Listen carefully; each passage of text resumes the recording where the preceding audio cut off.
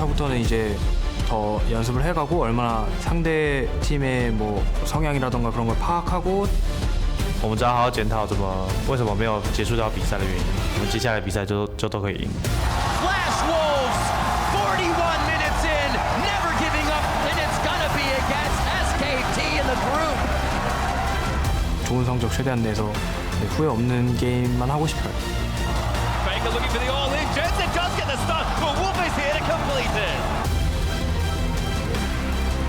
3盘都要赢了，才能小手出胜。Voidless looking for a massive flank here on the other side. Steals it away as a Voidless! Absolutely massive play. And Cloud9, they don't give up, they don't surrender, and they take down Flash Wolves! We have to win 2 games to make it to quarters. Could just go 3-0. There's a lot of options.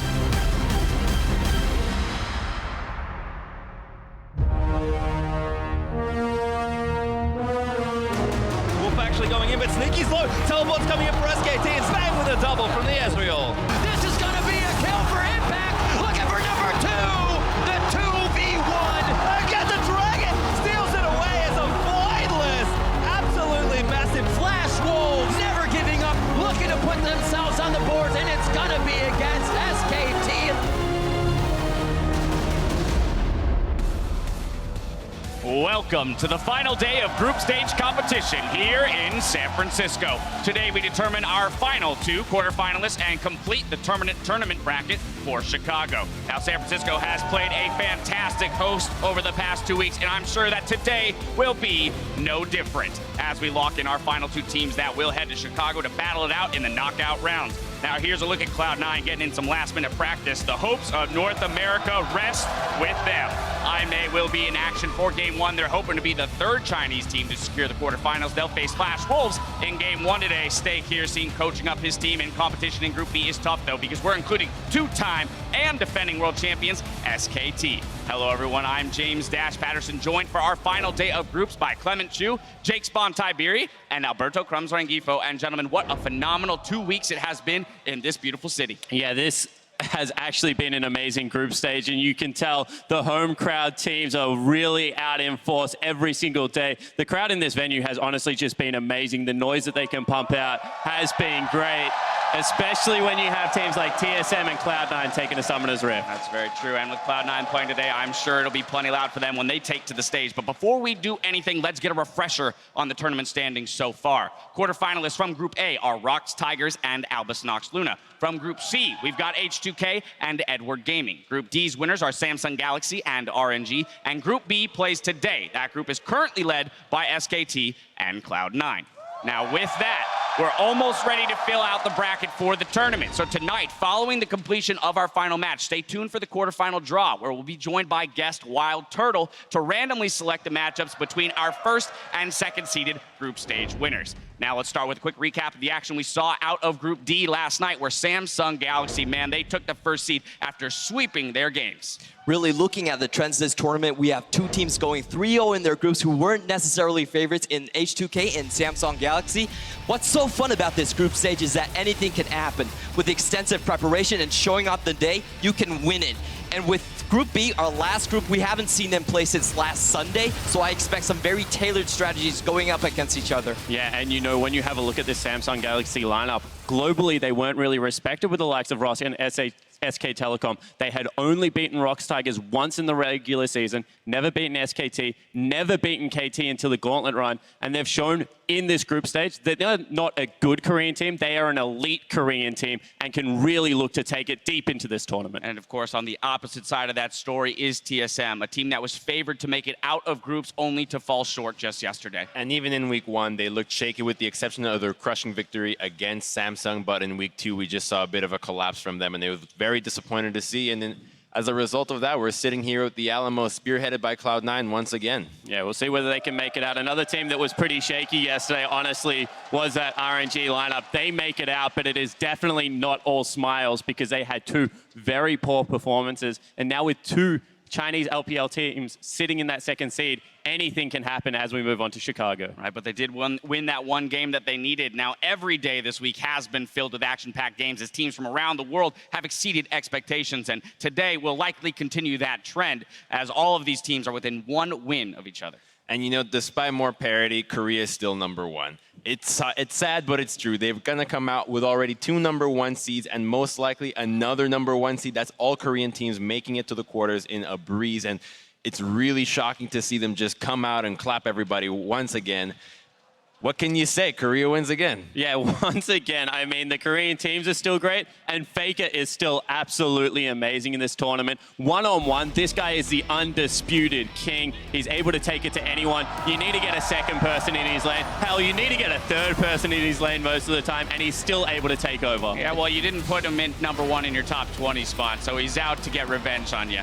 And talking about Faker, I actually think this might be a weakness. I expect teams to camp him a lot. His stats declined this season because he was too eager to carry and he got punished for it. So what Faker needs to do is keep his cool and play the game out. All right, well now SKT's Achilles heel in international play has, unfortunately for them, found their way into Group B. Flash Wolves handed SKT their only defeat in Week 1. Flash Wolves is definitely the Korean kryptonite. They're 5-0 in international competition against Korean teams and 3-0 specifically against this SKT roster.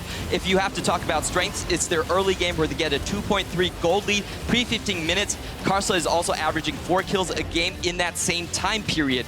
They lead the games by 79% of the time, but it's the last 21% that they have trouble dealing with. They cannot close games. We all remember that ugly 3 inhibitor loss against C9. If this team is going to make it out of groups, they have to be able to pull the trigger. As well as the comeback win from IMA. So Cloud9, though, they had a good showing last week. They're tied for first in the group and are poised to move on if they continue to pick up some wins today. And Cloud9 lives and dies by Jensen. If he can body somebody, they go off. And that's just so dependent onto the mid lane matchup right now. If he's able to have pressure, similarly to Bjergsen on TSM, if you have that pushing mid laner and you can roam with your jungler, if your support can assist you and you can make plays around the map, Jensen can go off and can really shine as that mechanical player that we always see. And Cloud9's job should be easier because they have impact in the top lane. They should be able to play around Jensen because this guy gets no jungle proximity himself, lowest out of top laners. He gets camped one of the highest at the tournaments, and he still has a plus 16 CS differential at 15 minutes. Impact, you didn't make my top 20. Let's keep bringing it up. He certainly deserves to be there because this guy is a monster at the moment. Absolutely. But of course, we also got to talk about Smoothie, the young gun here for C9. Yeah, talking about the lack of jungle pressure, I think this is the person that needs to step up the most. He had a really good game against IM with 4 early assists on that roaming Alistar. If I'm C9, I'm looking to free him for his lane and take over the pressure around the map. All right, well, that brings us to the dark horse in this group, which is the Chinese 3rd seed, IMA. Coming into their first game today against Flash Wolves, they will be starting Athena at support in place of Road, who is serving a 1-game suspension following a competitive ruling handed down earlier this week. And you know, IMA probably the only team performing to expectations in this group because their early game has been abysmal. You can see it on your screen there. They're down 3,000 gold at 15 minutes. They've got the worst KD. Honestly, if this team can't take you late game, they just can't win because they cannot get it together. One advantage I think that they do have, however, is the fact that they do use their substitute mid lanes quite well. If one of them has a poor game, they can bring the second one in. Of course, that is hampered a little bit by the fact they both have to play game 1. But IMA, not to be underestimated, but certainly look to be outclassed in this group. Yeah, absolutely. And of course, let's take a look at the schedule of matches coming your way today. We start the day with IMA going head-to-head against Flash Wolves. Group B teams will complete all of their remaining matches today. And at the end of our 6 scheduled matches, any ties will be immediately decided in best of ones as needed. As always, don't forget to check in on the Riot Games 2-player experience stream for a gameplay-focused look at Worlds 2016. Our team of casters is joined today by special guests Po Belter and Zig. They'll be spending the day bringing some micro-focused discussion revolving around the solo lanes. They'll also pull a vision toggle for 2 midday matches and follow the action from a single team's perspective to facilitate macro-level strategy discussions. Now, as we go to the casters, the Flash Wolves saw a silver lining in their challenging first week of groups. 其实我们前面的比赛就算输了，但我们前面都还是有拿到优势的，所以我觉得我们只要好好检讨为什么没有结束掉比赛的原因，我们接下来比赛就都可以赢。And I definitely agree. Flashwolves could absolutely surprise and win a bunch of games here today. And it's time to get ourselves into those matches. I am David Freak-Turley here with Mitch Krepa-Vorspals and Sam Kobe Hartman-Kensler, who winked at me. I appreciate that. I feel much more comfortable now. Now people think we have secrets. Yeah. Yes, we are hiding things from everyone else here. So we're going to be jumping in to our first game, which is IMEI taking on Flashwolves. Let's start with the starting lineups for these two squads. IMEI from the Chinese LPL is Amazing J in the top lane, Avoidless in the jungle, Baimi in mid, Jin Zhao at AD carry, and Athena, who's normally a mid laner, substituting in this game on support with their coach, Kesman. Definitely going to be interesting to see how this pans out. They are going to be playing the Flash Wolves on the red side. Up top is MMD. In the jungle, Karsa, mid, Maple, AD carry, NL, support Sword Art, and Coach Fluid Wind on stage with them. And honestly, if we get a repeat from game 1 and Flash Wolves actually have improved their closing ability, this should be, honestly, a sweep. Flash Wolves looked a little bit washy coming into the tournament. You know, expectations weren't all that high, but they have been leading such a large amount of time in most of their games, but they just can't put the final nail in the coffin. That has been the question for them, right? You know, how can they execute towards the late game? And I have to say, it's a really good thing that Maple did mention their early game, because Karsa is my player to watch for this team. Yeah. I absolutely love this jungler. I actually feel like he's the best performing jungler in the entire tournament so far. He has not died pre-15 minutes. 86% kill participation. He has amazing stats, and he's been the one really facilitating the huge early leads that the team does get. Exactly. He practically solo carried the Flash Wolves win over the Koreans of SK Telecom T1, the defending champion. So there's absolutely a lot of power here on these players, but IMEI starting it out with their first ban not against an early game jungler like Karsa's Lee Sin or at least Nidalee. It's the Nidalee blue side ban actually with the Skarner alongside it. Yeah. There are some power picks that you wanted to first pick that are not Nidalee. Usually you would wait with like a third ban Nidalee on blue side. It reveals the cards very early. It does tell Flash Wolves that Syndra ban should be definitely considered, because that's a super strong tier 1 pick. Yeah, the mid lane champion pool has been extremely important, but IMEI really focusing heavily on Karsa as well. They also recognize that he has been the biggest playmaker for the team.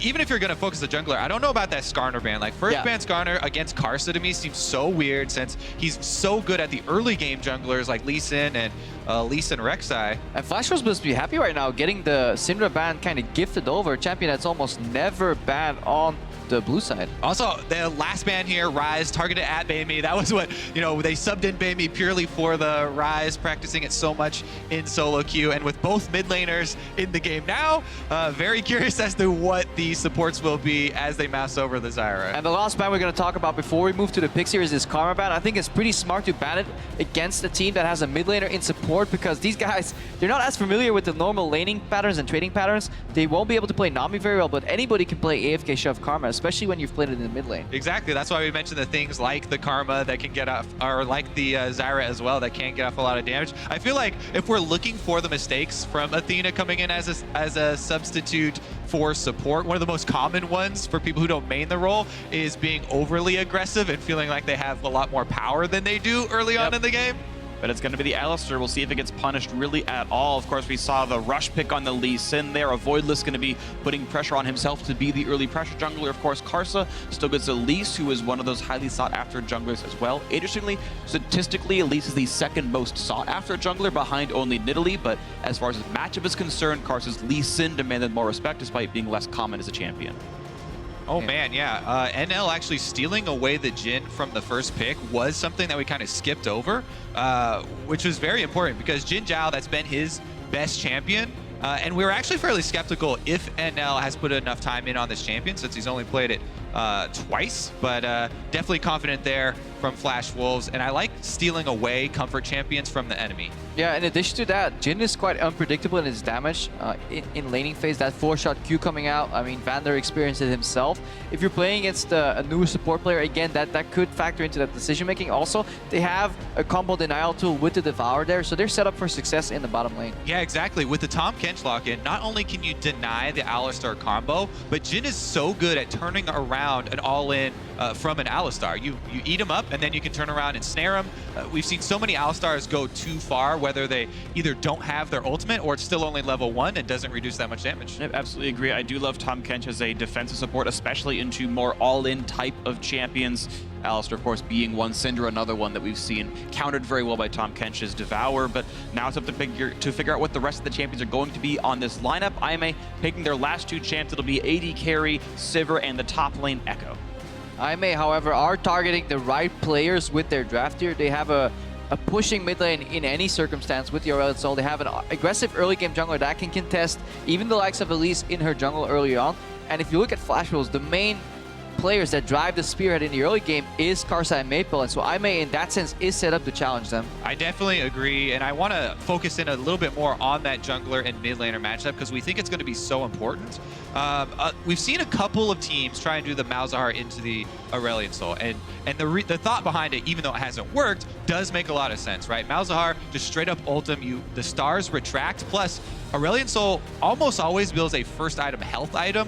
Malzahar can get that percentage health damage without the early magic resist always being there. So in that theory, if you do focus it with extra support, then you can try and kill the Aurelion Sol and keep him from roaming around. It just has not, the teams that have tried this haven't had success because they didn't bring the jungle pressure in addition to the Malzahar matchup. And it's very hard to bring that jungle pressure because Aurelion Sol almost has guaranteed push early on. He just has to stand in the minion wave while Malzahar 1 to 6 Watch your Raptors. Actually is really, yeah, watch your Raptors indeed. It's really hard to push if you're Malzahar because the Malefic Visage just doesn't bounce early on. You need level 7, 8, 9, and by that point, Aurelion Sol should have already had 2 roams. Exactly, and that's the thing, is if you've got the push lead in the mid lane, it means your jungler gets to counter jungle because you can join first, and a 1 lane lead can snowball into the jungle lead, into control, into not being able to gank that guy who's pushing almost recklessly because of the teamwork, and that's what IMA is kind of hoping on here with Elise and jungle with Aurelion Sol. Karsa is definitely set up to make some picks here. The lane interactions with the Elise almost in every single lane is definitely possible. I need to interrupt you because the time of swap has passed. Yeah. After 20 seconds, you can't swap anymore. Voidless is holding the Alistar with Smite, and... Or not with Smite, sorry, that's going to switch. But Athena's the one holding the Lee Sin here. The top lane, mid lane, and AD carrier is normal. So... it looked like Voidless supporting and Athena is jungling. Yeah, so that's what happened. Yeah. They're putting Athena in the jungle. He switched to the Smite Lee Sin, and Alistar later on figured out he still had to pick Exhaust. So that was a close one. So it's Alistar support still after all.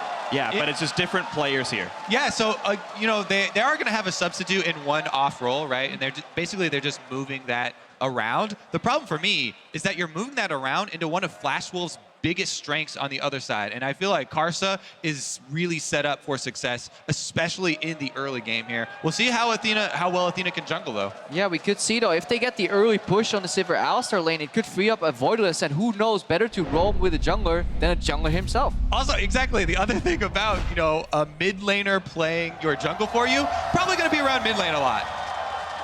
Absolutely the case. So we are now into the game. Here we go, the first of the day. The end of groups is upon us, and I may hope it's not the end of their team, Flash Wolves, either. Both these teams sitting at 1 and 2. They must pick up several wins today, and it starts with this one right here. IMA took down Flash Wolves last week, but now's the chance for revenge. The Chinese LPL up against the LMS. IMA versus Flash Wolves, and Athena gets the first bit of damage in. And the secondary stream is Athena versus Maple, so they're gonna watch the jungler camp mid. That's true. Athena will definitely be fighting Maple quite a bit. So, of course, we have reorganized the scoreboard at the bottom to fight the matchups. Sorry for those who look at the scoreboards on the left and right. Those don't reorient right now, so make sure you watch. Nice kill on the ward. More advantages.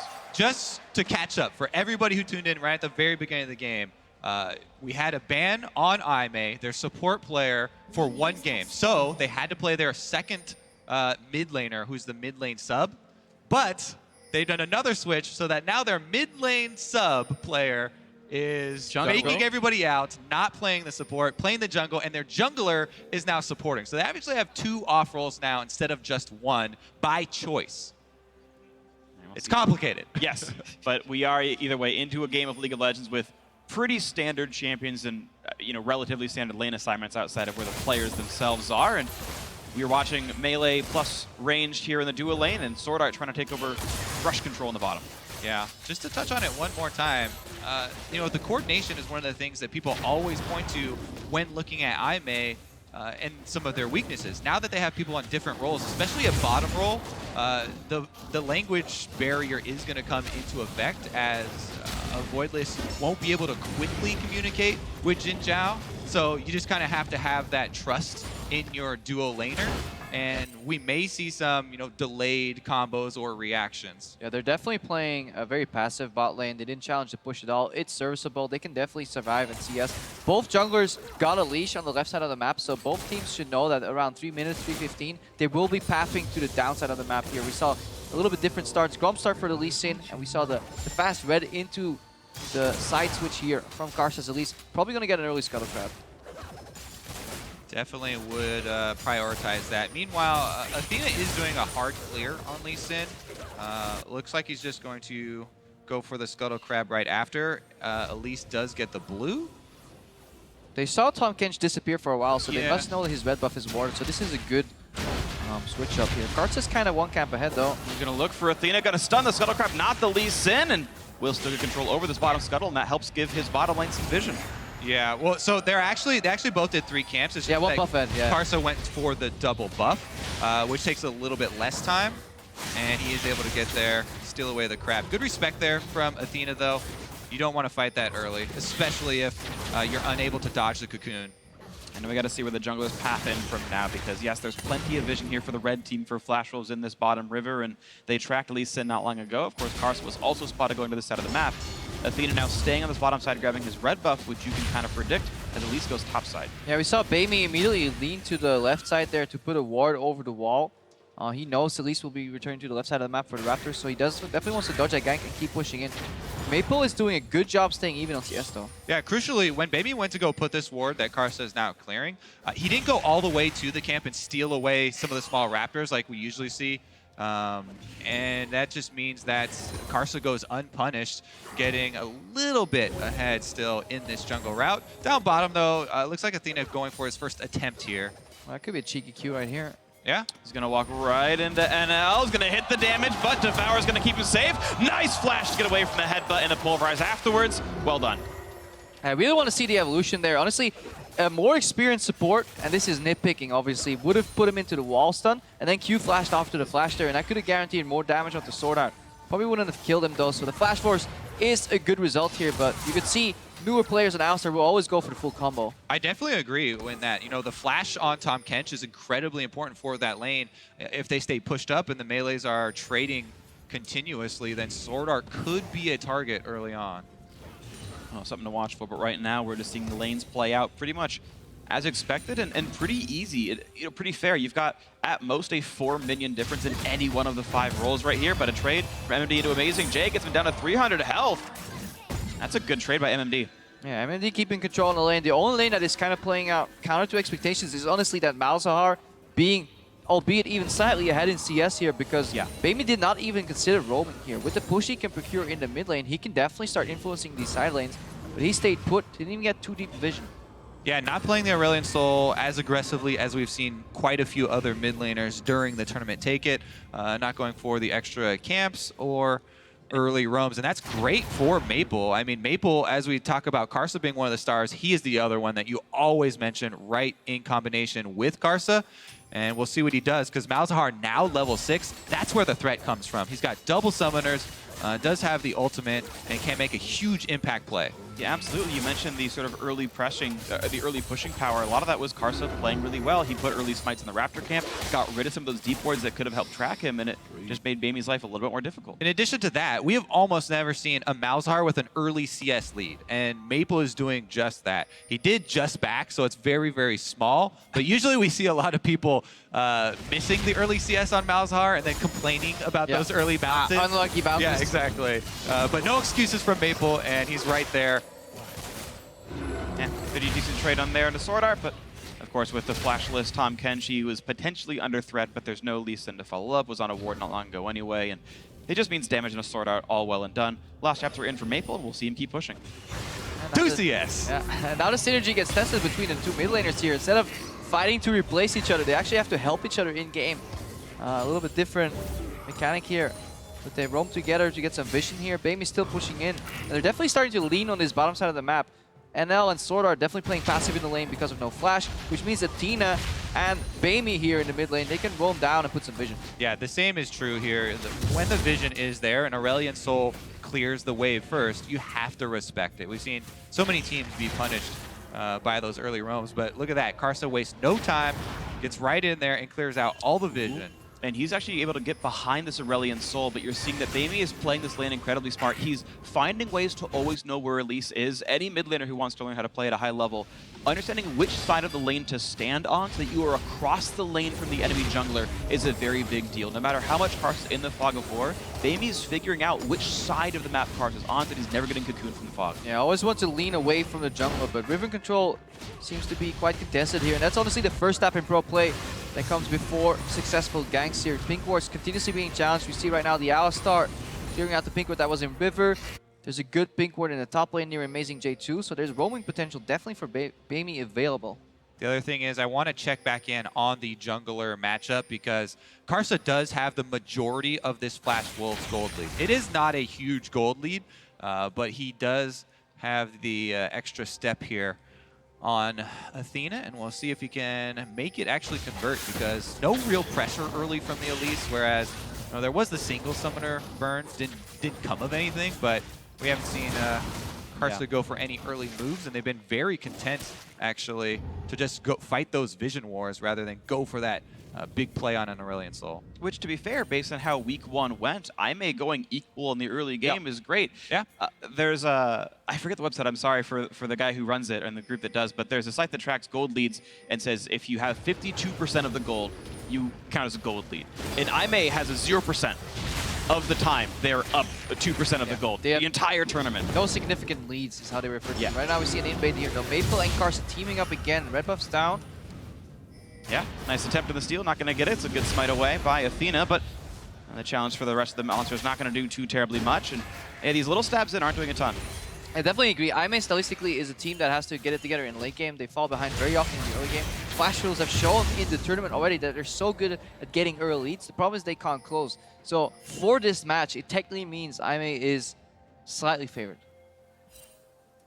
Yeah, they've historically had better time getting the late games to happen, but anything we know can happen at this Worlds. You've got H2K going 4-0 in the last week from a 1-2 start in the record. You've got, teams like Alice Nox Luna power ranked as maybe the worst team at Worlds getting into the quarterfinals, and Flash was winning a late game, absolutely possible. With these constant fights over the vision in this red quadrant, I want to set the stage for the possibility of this fight around Dragon, because Flash Wolves have a lot of options, and Poppy is one of the teleport chambers from top lane that has a huge impact immediately when she joins a bottom lane fight. So MMD versus Amazing J is something we haven't really touched on, even though Amazing J has been the highlight player kind of for Aimee and something that they usually play a lot around. We even see when at Road their normal support is in, he roams up top extremely early on, but hasn't been the case. And I actually am just waiting for the first teleport down from those top laners because they're both holding onto the summoner spell. Well, that's the thing. I think, you can generally play solo queue support reasonably well. We've all played online. You know how that works. You get that role sometimes, but yeah, we have. The more advanced plays, the more advanced plays, like roaming out of your lane at sort of arbitrary times and making these sort of significant moves happen, you're much less likely to learn that when you're a career jungler suddenly playing Alistar and hoping you get the top lane roams off at the right time. And that's honestly how you beat novice supports here. Again, top lane will be trading, but I think Swordheart should start looking for rotations here. Just randomly move up top, with the Abyssal Void, surprise the enemy top laner, surprise the enemy mid laner, drag the Alistar in a game of chaos where he has to make more decisions other than which creep am I going to use for my relic stacks. Exactly. And look at this. Flash Wolves, they time the Dragon here with the recall of Aurelion Sol. So they have mid lane pressure, extra champion on the map. There's no chance here. And a very smart play here from Flash Wolves to grab the early Ocean Drake. Yeah, really honestly beautiful stuff. So a 300 gold lead and a sub 12-minute Ocean Drake, the best one to have early game. You get all those free stats for the laning phase. MMD is going to love that he suddenly just can't be killed by Amazing J. He can't be whittled down anymore. Yeah, we're just waiting for the first fight to blow up here. Ocean has some impact. It's whoever makes the first heal pick that can translate it into an objective here. But definitely props to Flash Wolves for keeping that mid matchup at least even. Bamey has not been giving any opportunity to roam and translate that into a dive. like we've seen so many RL and Souls or Syndras do in the tournament. Also, look at Maple, you know, really early Sork shoes here in the mid lane. Before most people have bot magic resistance, yes, the Aurelion Soul does, but if that fight breaks out, you know, and there are people from other lanes around, that Malzahar ultimate, huge impact early on in the game. Nobody is even close to QSS's, so he's at full power. Exactly. You saw a second ago Athena get chunked to half by like Karsa's basic human form combo, not even with the Venomous Bite at the end of it. So you can easily see this Lee Sin getting one shot in the wrong team fight. He's gone Warrior Enchant, the tanky stats are coming later. And yeah, I think Flash Wolves have a ton of burst at their fingertips. Yeah, definitely hitting some mid-game spice here as well. The Jhin just filling up with a bunch of daggers here, armor penetration. There's a roam down bot here from Elise. And uncharacteristically, Malzar's also following. Yeah, Maple's coming too. This is a 4v2 under the turret. Avoidless blocking the shots right now, and he's going to tank the four of them, waiting and waiting and waiting, and they're not going to really pull the trigger metaphorically in terms of going under the dive.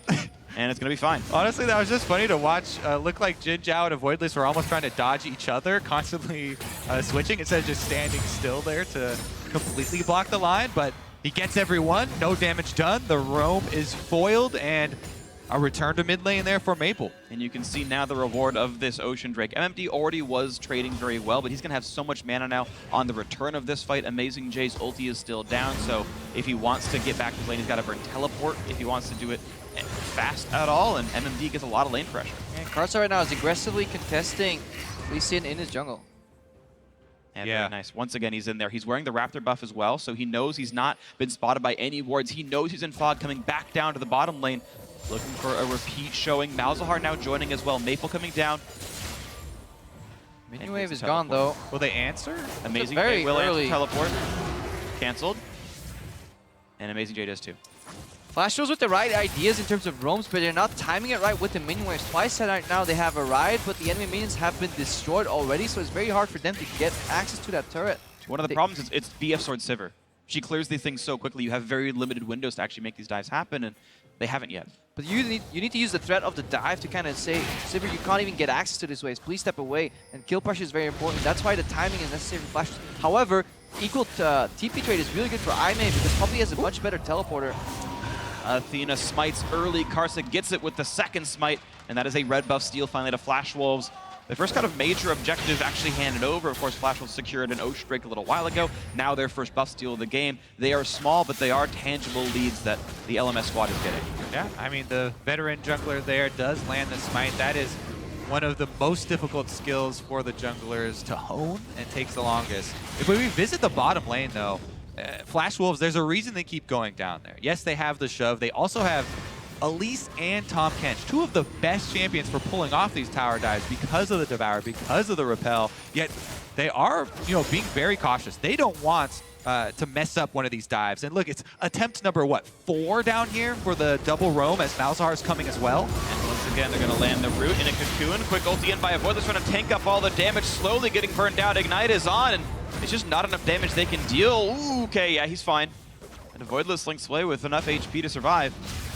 Honestly, so many people right now, you can feel the hesitancy in this game. Both these teams obviously are 1 and 2 in their group. Whoever wins ties with the remaining teams.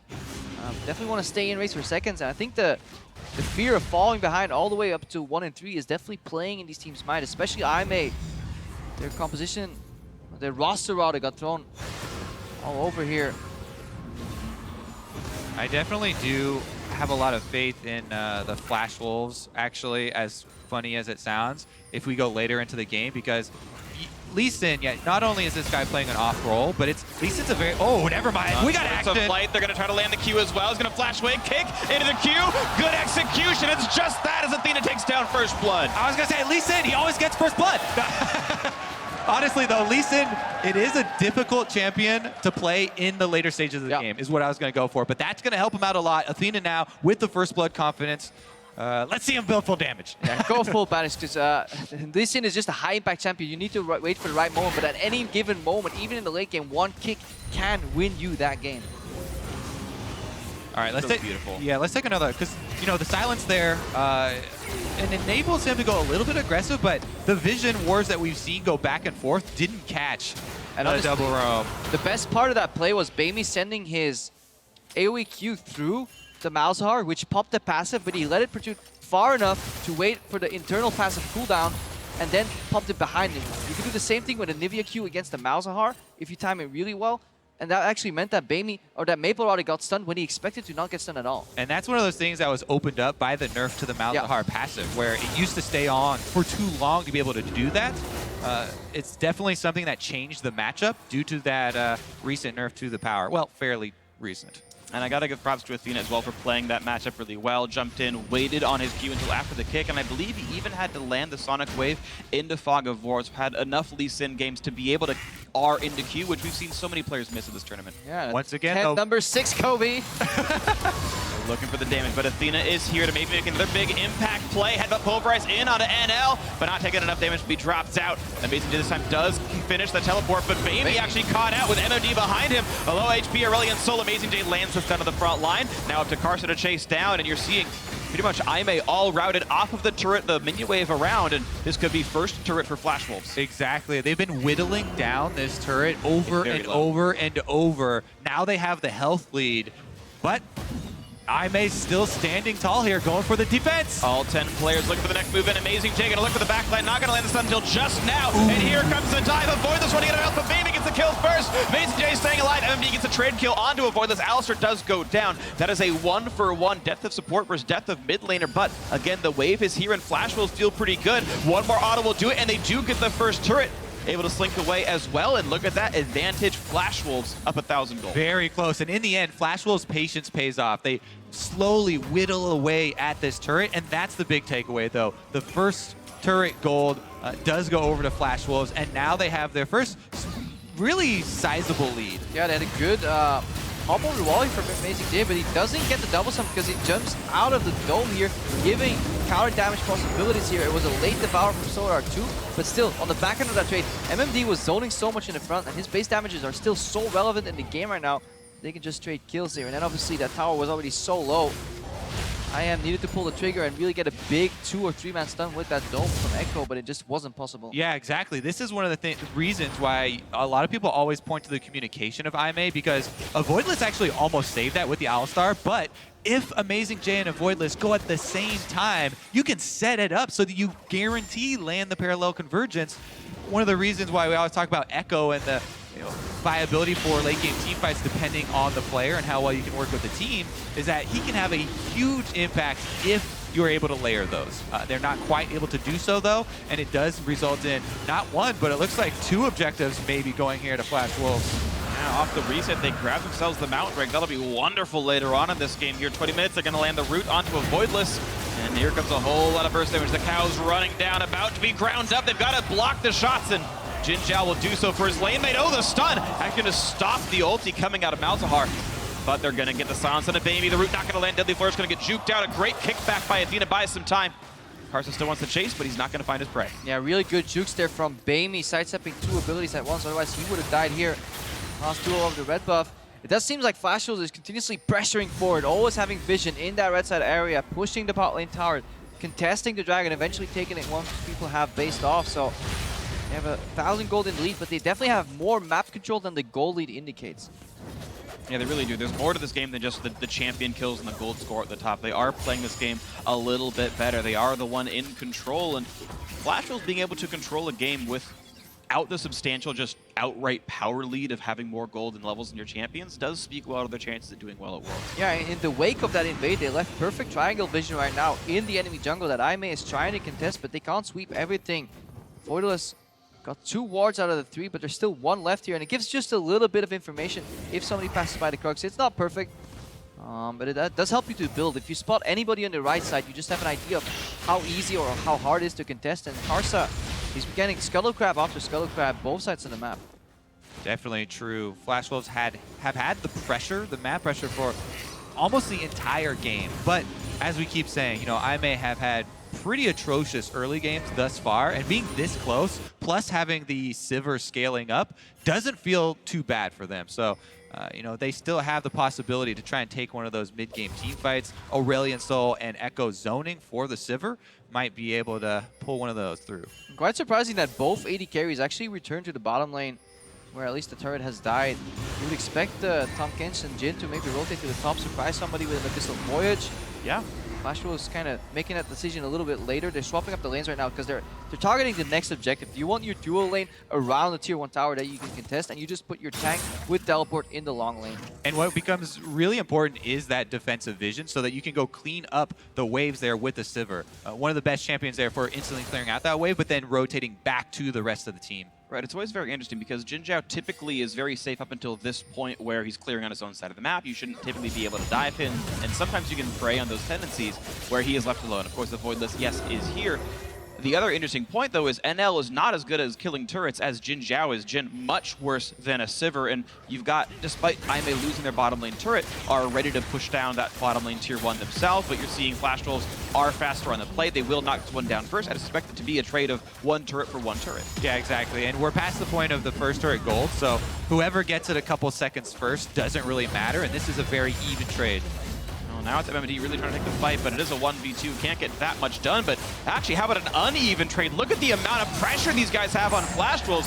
We don't see this kind of trade that often, but well done to pull the trigger on top lane and not shy away. And the experience for Flash Wolves shining through here. They realize that they have 3 members on the push, as opposed to Lee Sin that peeled off and went back to his own jungle right now. Athena not familiar with mid-game jungle pathing here. It's not about the camps, but it's in which lane you assist and what you do. Right now, pressure.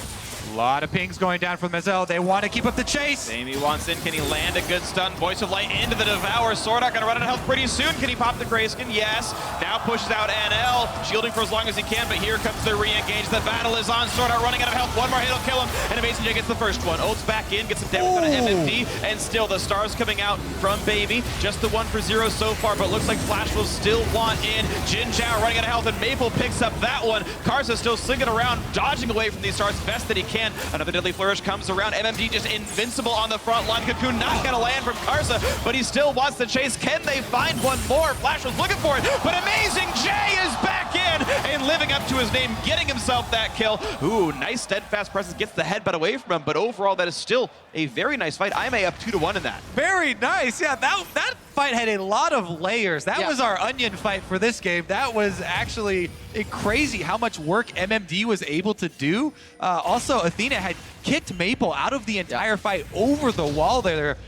Quite a few back and forth moves, but in the end, Karsa flashes forward to get that cocoon and misses. Yeah, so a couple of misplays, but it showed quite a few cool interactions that happened in League. Right now we see the defensive from Flash Wolves. It all started, honestly, with Swordart reading the play very well. He turned around and spit his AD carry out the right way, which actually was counterintuitive, very much so. And then there was a kick buffer into the ultimate.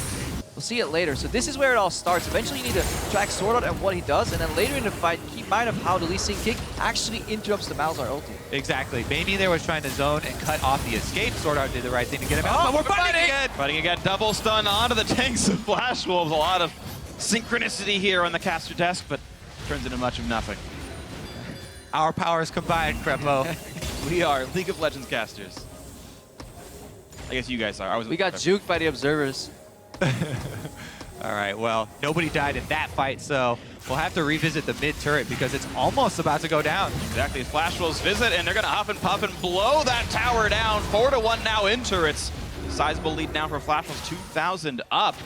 Their visitations are going well. It does seem that I may know how to fight and turn around in clutch moments. Amazing J came out with a good turnaround right there. They're not afraid to pull the trigger. There was a good kick from Athena, but their setup seems seriously lacking, especially when you consider that support pathing and setting up vision is usually step 1 in deciding what objective you're going to contest, and it actually is a very invisible foundation, despite it being ironically, ironically based around vision.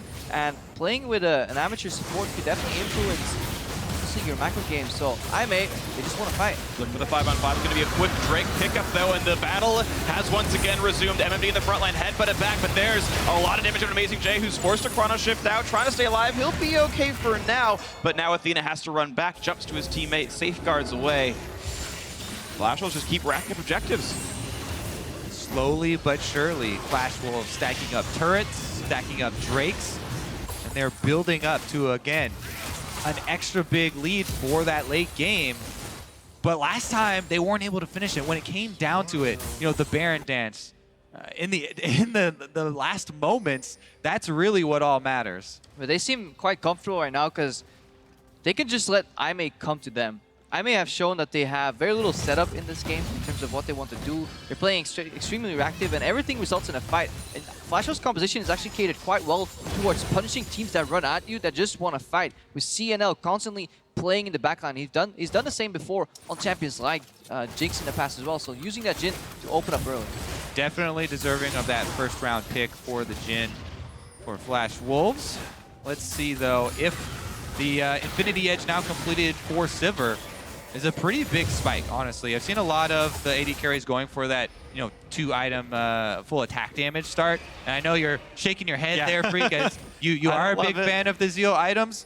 But it does provide, that big auto attack reset damage, the big damage as well from the boomerang. Yeah, it's a ton of raw AD, and specifically your Q will do a lot of damage, but considering that everything else can crit and attack speed is still a scalar, and you're missing out on some of the cooldown reduction you would actually get from getting more crit chance right now, it basically means that Jin Zhao has to land a kill or significant damage on his first Q and next 3 W autos, because with the ultimate, they obviously shoot out much quicker with the attack speed increase on that ricochet. But after that, obviously, you lose the scaling power of an attack speed build. And the ultimate is key, because it's all about, who can get there first for Aimee, right? If they have the speed, Lee Sin shines there, Alistar shines there. It's Aimee that are the ones that need to, have the initiative in the fight. In order to do that, the Sivir could enable, along with the Aurelion Soul roaming. And we'll see how much more of this pressure and roaming and engage can happen in this game, as Flash Wolves have been the ones to generally hold the vision game here. Mountain Drake, the next one up. Double Mountain will be on eventually. That'll be the 4th and final Elemental Drake of this game. And Flash Wolves setting up now for the Baron 28 minutes in. And they don't kill it the fastest, but they've got minions to make it safe. Oh, but they have the both Elise Balzar combo, which means you have an incredibly safe, tanky Baron, just as you said, because you spawn 4 Spiderlings, you spawn a bunch of Voidlings right there. You can tank that forever, 2-man. You definitely can see that Flash Wolves know what they're doing. Their vision indicates what objective they're targeting, as opposed to Aimee, who almost have no vision at all. Karsa, luckily, Spiderling saves him. Whoa! Way too much damage. Athena gonna lose a lot of his health, but does get away with the safeguard. He's gonna be fine on this one, but it does mean some time, maybe back in Fountain to heal up. Aimee right now being choked out of vision. There's always mid lane, top lane priority in terms of pushing. They do have the crucial Scuttle Crab, though, and on top of that, the wards behind Baron are very important, because when you see a team with an Elise, yeah, these wards right here, definitely worth mousing over for Aimee, because Elise Tahm Kench can pull off very sneaky Barons. If you Tahm Kench ultimate inside with Malzahar, those 3 can sneak it. And we've seen Barons be taken, without... Oh, actually, it's... The 2-man that Karpo mentioned a second ago, they've got tons of minions. We already knew that Flash was controlled all of the vision. And how afraid are you as Athena, knowing that if you face check a Malzahar, you just die? The damage still coming through. The teleport to help make sure Athena's now in range. Maple's got to keep Matt on foot. Ulti is in, but they don't have the damage to kill him during the suppression. He's going to be able to steal. They want to try it. Maple running out of health. 1400 on the Baron. They're not finishing it just yet. Who's going to get the smite? It's not dying just yet. And it goes over to Amazing Jay. A whitewashes Aimee. Already up 2-1 in this fight, plus the Baron looking for a bit more. Athena flashing to stay alive, and a catastrophe for Flash Wolves as they're losing more of their team. MMD gonna lose his Guardian Angel, and we assume his life afterwards. He's running for dear life with 600 HP. The stun's gonna land for Amazing Jay. This is a catastrophe. They're still gonna keep him alive. NL just comes into fight, losing his life anyway. MMD, Guardian Angel down, his life also. That is long-term 4-1, plus a Baron for Aimee off a catastrophic stop from Flash Wolves. Oh no, it feels so bad in almost every Flash Wolves game to say, yeah, look at all these objectives they're stacking up, but all that matters is the fight around Baron. Yet, you have to say it every time, because, oh man. And again, that was a good idea, right, to try and sneak it. We kept setting up the sneak Baron for them. It's just that Aimee were able to smell it out there and come in. They take down Karsa.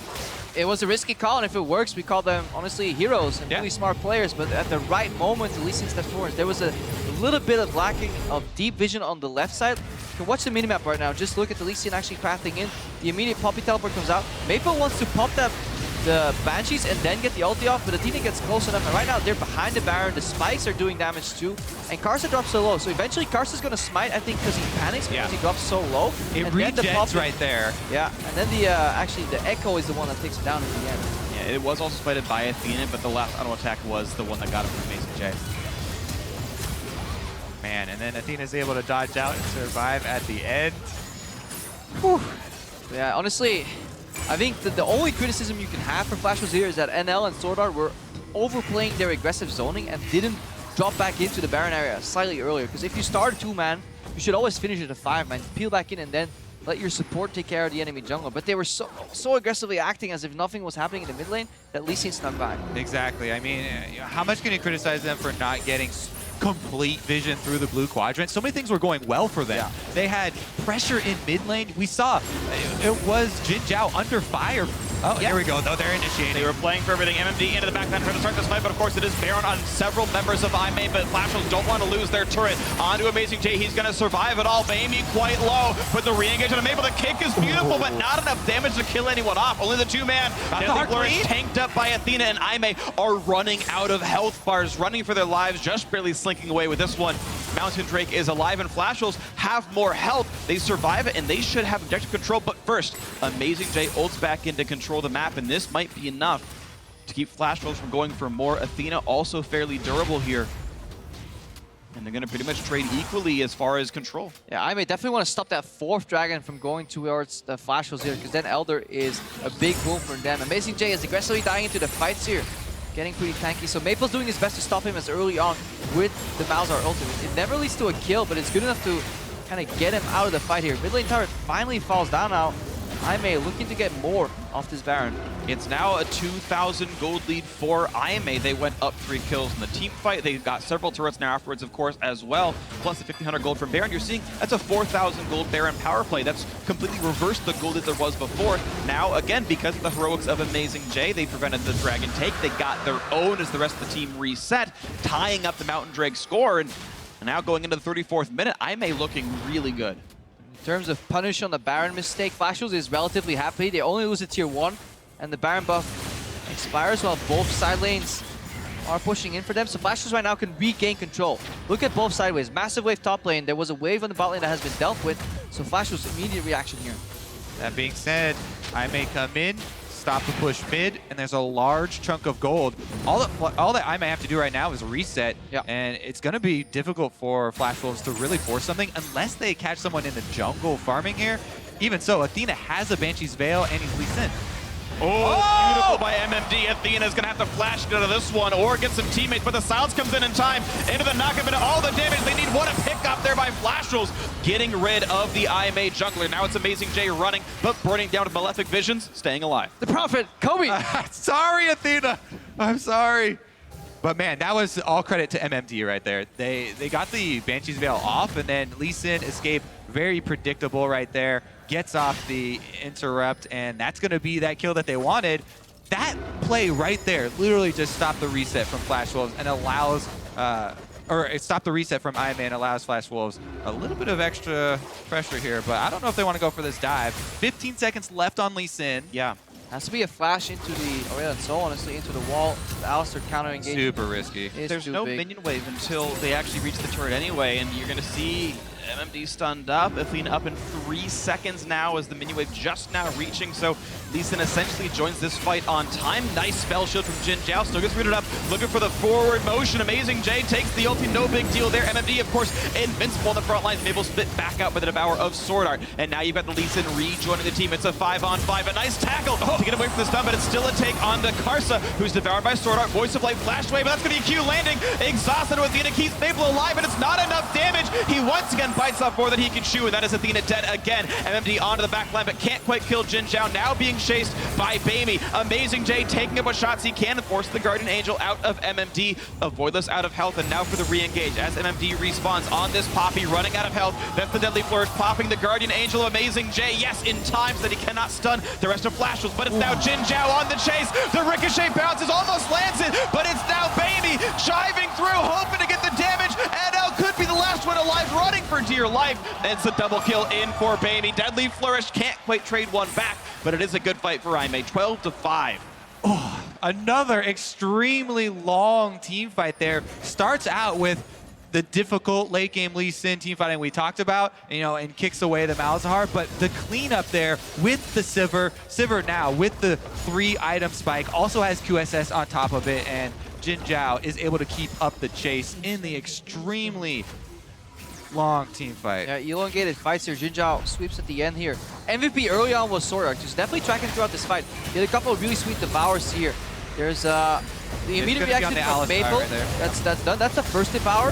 The second cocoon that's gonna miss right now is actually not a big miss because it's actually an E predict. Echo is expected to dash forward here, so that's what Garza's trying to block right here. There's another devour coming out pretty soon from Sword. The flash from Maple. I think he kicks at the end of the exhaust period as well, not killing Maple. So there's all these small things that are going on for Aime. Baron rush, and it's going to be secured. Nicely done. 2 Barons in a row now for Aime. Right off the reset. Well played. They had more members alive. Flashes could not join in time. Good shot calling. Definitely true. Let's see what Aime can do with it. They've got so much pressure. Only the 2 secondary turrets still standing here for Flash Wolves, and both of them are beaten up. It looks like an easy cleanup here for Aime to go clean up that extra gold.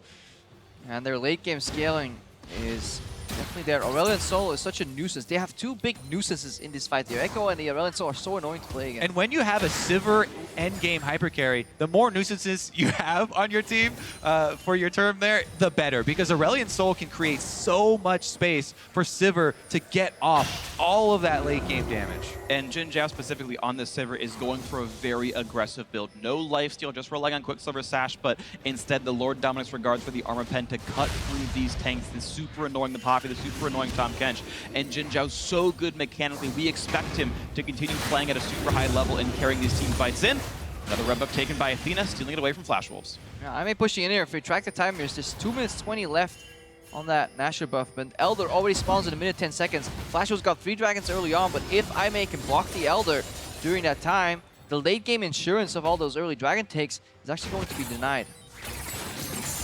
Scary things afoot here, and I gotta say, this game feels heartbreaking for Flash Wolves fans to have a game that looked controlled, that looked so good for so long.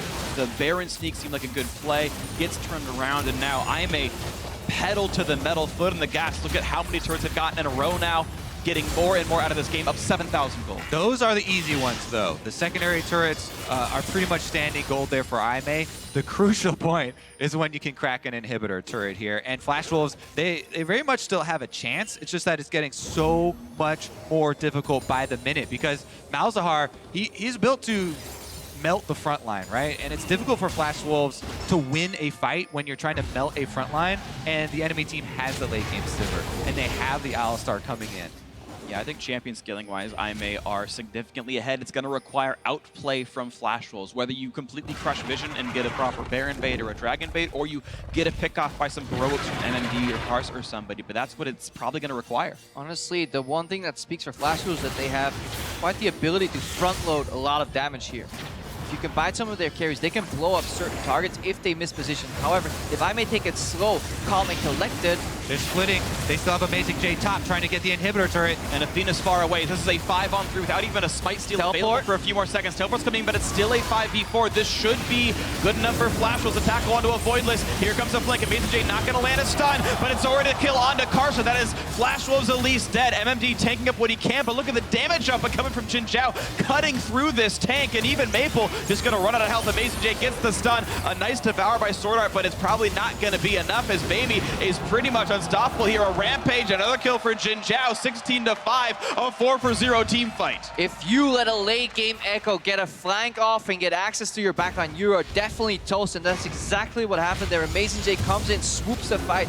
Voidless was distracting with the combos, and while we were tracking the Echo, tracking the Alistar, Jin Zhao was untouched that fight. Easy cleanup there for Jin Zhao, and that is going to be an easy inhibitor as well for Aime as they look to end the game off of it. Looking for it right now. Death timer's long enough, 30 seconds on most of them. Nexus turret number 1. Aime looking to improve to 2-2 and be the 3rd Chinese team here from the LPL to make it into the quarterfinals. So far, so good. They start the day with the win.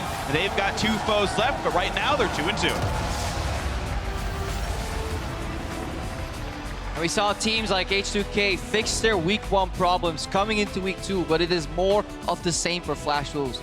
They ramp up slowly, but they definitely ramp up, and then it all falls apart at a crucial moment in the late game. There was a glimmer of hope at the end of week 1 for Flash Wolves, where it looked like they were pulling it together, but Aime once again exposed the same issues. Honestly, though, this time was even more heartbreaking to me because it was such an it seemed like such an intelligent setup, such an intelligent play. It's just that the extra maybe half step of a little bit deeper vision to see them coming to find your trap wasn't quite there. And even with that, it was a 200 health away from being in smite range for the Baron. The thing is, I believe Flash Wolves saw it coming. You saw the teleport coming from MMD around the time Lee Sin was coming through. They said, okay, he's coming, but it's okay, we'll finish the Baron. The problem is, Malzahar ultimate will shut off all summoner spells. You cannot smite while he's hitting you with that Nether Grasp. But it also means all your Voidlings go after your Nether Grasp target. All of their damage disappeared when Baron was on 2,000 health steal. Still, Elise didn't have her cooldowns up. Okay, Lee Sin suppressed, but it's not in smite range anyway. It's actually too early of an ultimate for Maple. If they play it better just for those two, outside of strategically, just mechanically, that Baron is secured with no chance of a smite steal, and it looks entirely different. But Maple ults early, doesn't juggle the Voidlings properly. The rest of the team, yeah, probably should have joined a bit sooner as well. And as soon as though that gold lead was there for IMA, they wiped the game. Yeah, the problem was still that their support and AD were stuck in the mid lane, aggressively trying to like block people from entering even closely to the Baron area, more so the river. But if their damage was there, because it was the right idea to keep the Lee Sin tangled up, you know, with the Nether Grasp outside of the Baron area, don't even give him vision on what's going on. Definitely get it. It's a clutch play. It failed, but it cost Flash Wolves the game. I think what we need to do is celebrate IMA getting a victory with the sub coming in, double role swaps, and they find it in the late game. Honestly, well played there from IMA. And of course, Rhodes' suspension will be up, so he'll be back in the roster. They will face SKT if they play him later in the day. Sure, of course, it's up to their choices, but either way, it is a great win for IMA. So now let's hand it over to our analyst for a look at that win.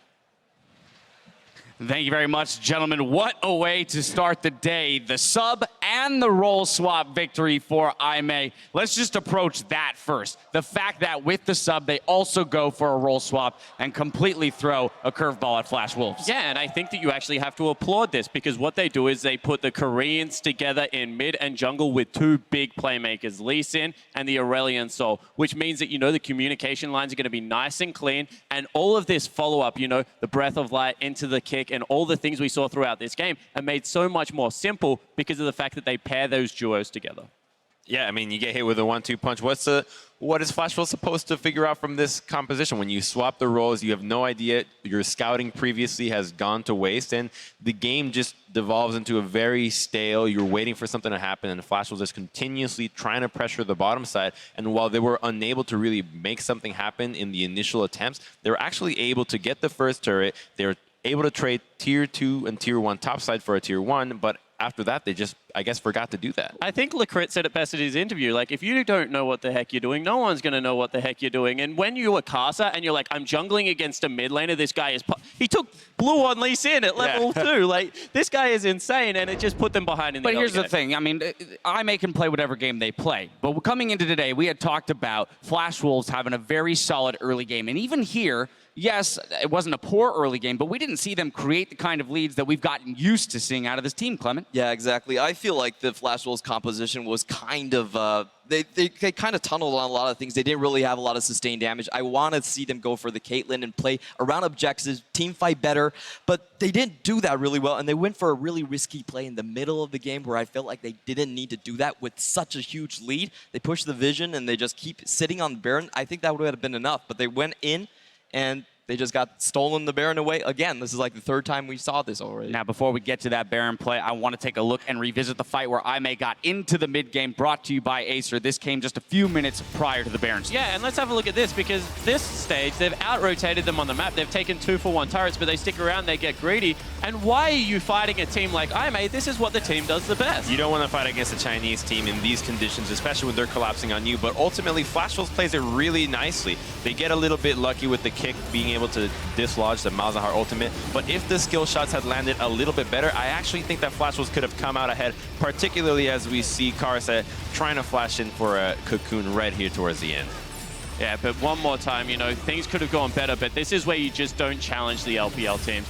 I'm a poor early game, poor macro focus, but can they brawl? Like, are they good individual one-on-one players? You better bet your dollar they are. And, you know, Flash Wolves, they do it one too many times in this game and really get made pay. And now I want to push forward to that Baron Seal that you were talking about, Clement. Let's take a look. 30 minutes in here, Flash Wolves making a stab at taking the global objective. but Aimee responding in kind, and they come away with it. Yeah, this is actually a really smart steal. They have one Mountain Drake, so they're doing it pretty fast, but you can see here that Lee Sin comes in. This is actually triggered by the Jin ultimate from mid lane. They know something's up here at the Baron pit, and actually Echo gets it. It wasn't even the smite. It was a little off from Karsa, and right here you see the Flash Wolves member get wiped. They have nowhere to go, and basically Sivir is just running them down right now. They should have just gone, let MMD just die there and just all back off, but they stay there.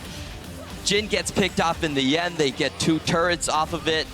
In the end, I don't think that Flash Wolves necessarily would have lost from that fight, but the other fights really did them in. So my problem with that play is that when you're making a sneak like that and you don't have vision of the opposing jungler, you're going to have to commit more than just, oh, it's a surprise Baron. They should have committed the teleport right around the time that you know that you're fully committing to taking that Baron. And the TP only comes after they see Lee Sin. Had that Poppy teleported sooner, you could have popped the Banshee out of the Lee Sin. You would have been able to ult him out right away. No chance of a steal. And like Krepo had mentioned, the dual lane tunnel a little bit too much on focusing down that mid lane. You have time catch ult to get them out of there. You have the ability to collapse and help out and finish that Baron. And we can really see how much Flash Wolves struggled to create a lead there in that gold graph, right? Only extending over that 30 minutes, just a slight amount before it swings wildly in the other direction. Yeah, 100%. But one more time, I just want to compliment Aimee, because this is a team that backs against the wall through everything they had. This was obviously something they had prepared for, and you know, they get what they wanted for out of it. So now they're back in the running for this group. Yep, amazing Jay picking up a player game this time around. Had some great flanks, some good map pressure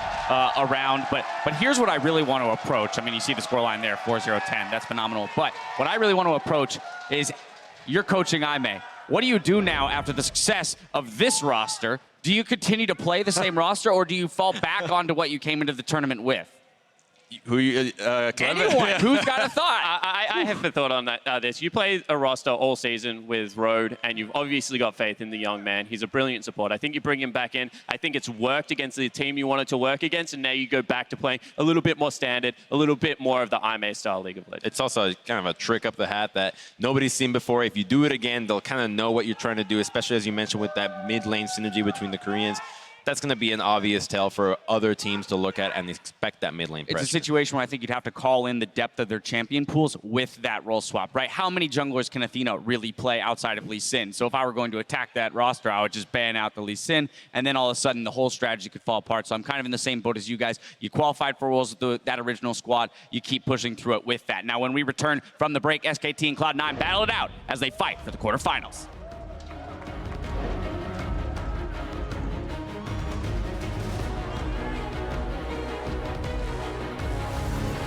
Lee Sin's a very... Oh, never mind. We got some light. They're going to try to land the Q as well. He's going to flash away, kick into the Q. Good execution. It's just that as Athena takes down first blood. Maple's got to keep him out of front. Ulti is in, but they don't have the damage to kill him during the suppression. He's going to be able to steal. They want to try it. Maple running out of health. 1400 on the bear. They're not finishing it just yet. Who's going to get the smite? It's not dying just yet. And it goes